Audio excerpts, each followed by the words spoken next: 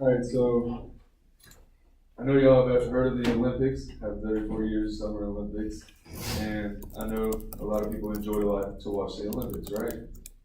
So I'm gonna tell you about a sport that has been in the Olympics for a while, and something y'all can watch when y'all start to play, or sit down and watch. So I'm talking today about rugby and the world and the impact that rugby has done on the world. So, I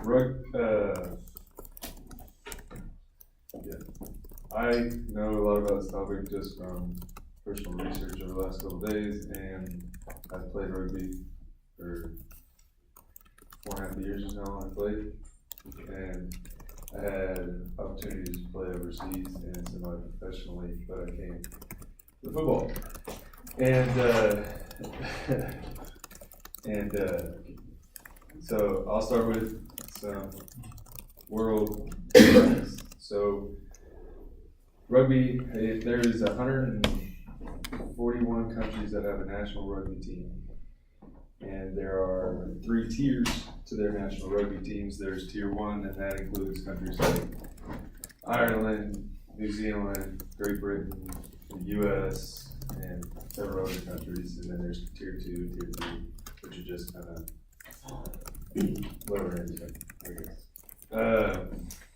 I'm going to talk today about the Springboks and how Nelson Mandela brought his country together, South Africa, around a rugby team that was largely supported by the white nationalists. And he brought the country together by bringing the blackness of his nation together to all support that. He had a saying, it was one team, one country. And he received great backlash because he would always wear Springbok gear and go to their practices and things like that. He was a great, I can't remember the word, but he wanted the rugby world championships to be in South Africa. And he got it in 1995. The Springboks qualified for it, and they shocked the defending world champions Australia in the first round, and then went on to beat the New Zealand All Blacks in the national championship. And he walked out on the field afterward and said, one team, one country. And eventually they unified around that team, and that was all. If you've ever seen the movie Invictus, that's what that's all about. But there's a little thing that explains this situation. May 1994. 4 years after his release from prison, Nelson Mandela stands before his nation as South Africa's first democratically elected president. But beneath the hope surrounding his rise, the remnants of decades of apartheid are dangerously smoldering. His country, still divided, is on the brink of implosion. In 20 months of increased South African racial violence, more than 750 people have been killed. There were an awful lot of right-wingers who were threatening war, who were organizing for war. Former soldiers, armed to the teeth, they were fighting to preserve white rule. It was the worst possible tension you can get between black and white people. No one will silence the white nation. As the violence intensified, Mandela rallied international support to bring the 1995 Rugby World Cup to South Africa, determined to use the world stage to unite his nation. But he was taking a risk because rugby and the South African national team, the Springboks, had long been associated with the very worst of the country's history.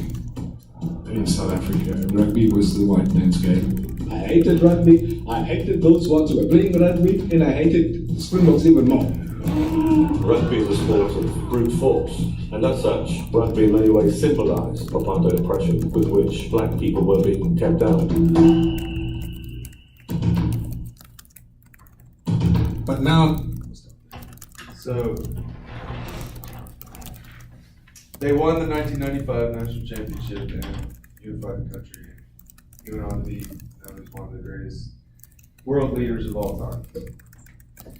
So there's also other instances where rugby around the world has brought countries together, poor and rich. And here in the U.S., rugby has really is the fastest growing sport in the U.S. There in 1920 and 1924, the U.S. competed in the Olympics for the 15s, and they got the gold medal in that in 1920, 1924. And then in 1924, that was the last time they had 15s rugby in the Olympics. And after that stopped, rugby in the U.S. died down quite a bit. And then it kind of had a renaissance of sorts in the 1960s and 1970s when the USA Rugby Federation was found. And now it has 300,000 members in it. I'm one of them. And there is a organization for adults, which is like 20s and up, and then there's high school, teenage, which is, and then there's youth rugby. In colleges, there are 32,000 rugby players around in the NCAA that are on scholarship. And there was the first Rugby World Championship that was held in the U.S. was held in San Francisco, and there was over 100,000 people in attendance. Just this last year, the USA rugby team played the New Zealand All Blacks in Soldier Field in Chicago, and it was a sold-out venue.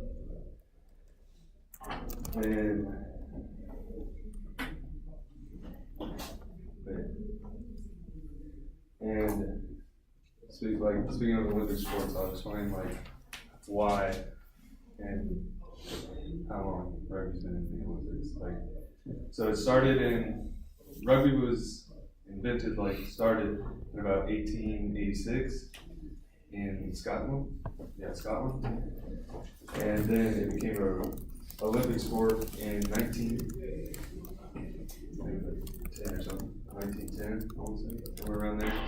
And at the time, there was only 6 teams. And part of the reason it was excommunicated from the Olympic sports was because there weren't very many countries that had rugby as a sport. And then it came back, the sevens version of it came back in, I want to say 2006. Was the last time rugby came back into the Olympics. And it was not the 15s, it was sevens, which is a more fast-paced and shorter version of the 15s game. And that has, I want to say, 40-some teams in it now. And it is a fun sport to watch. I hope you all can enjoy that sport of rugby, and that's it.